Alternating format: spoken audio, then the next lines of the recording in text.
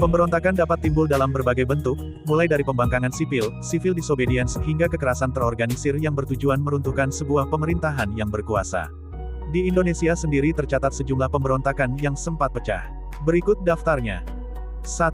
Pemberontakan G30 SPKI.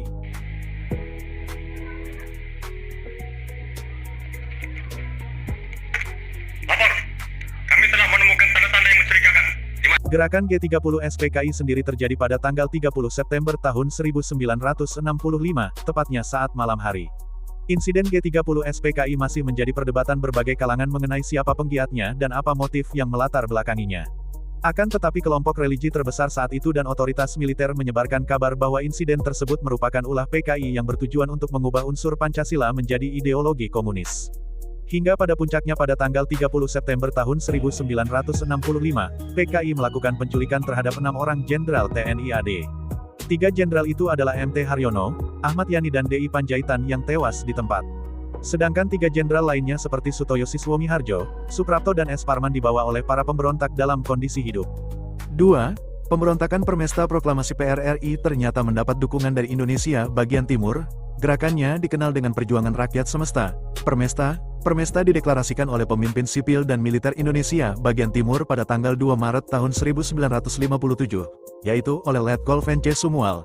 Gerakan ini jelas melawan pemerintah pusat dan menentang tentara sehingga harus ditumpas. Untuk menumpas gerakan Permesta, pemerintah melakukan operasi militer beberapa kali.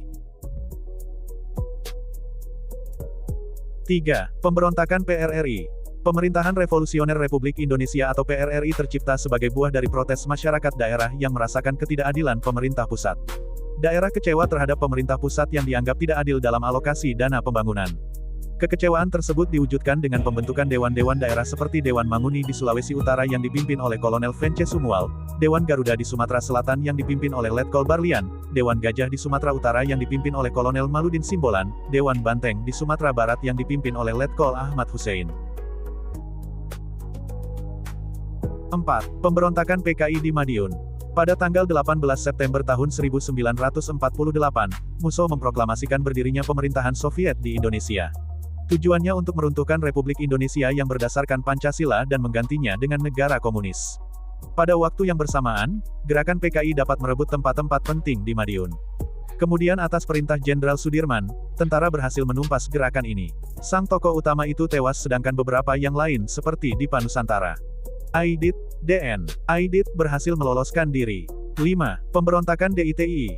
Darul Islam, DI, dan Tentara Islam Indonesia, TII, dibentuk karena banyak pihak yang kecewa dengan kepemimpinan Presiden Soekarno. Tujuan DI, TII sendiri ialah mendirikan negara berbasis Islam dengan pimpinan utamanya bernama Kartosuwiryo.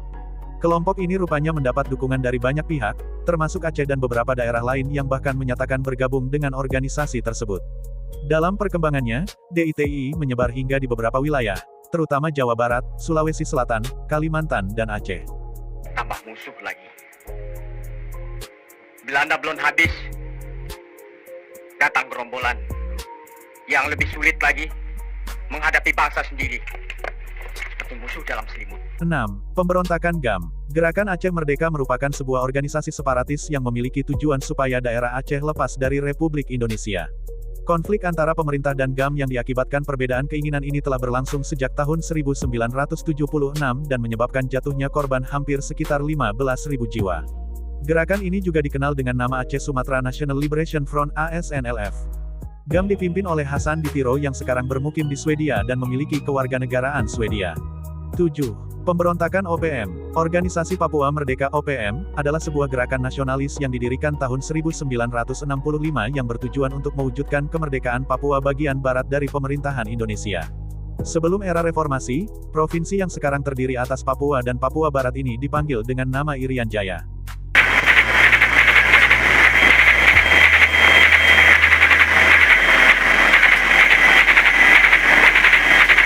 8. Pemberontakan RMS. Republik Maluku Selatan (RMS) adalah daerah yang diproklamasikan merdeka pada tanggal 25 April tahun 1950, dengan maksud untuk memisahkan diri dari negara Indonesia Timur, saat itu Indonesia masih berupa Republik Indonesia Serikat.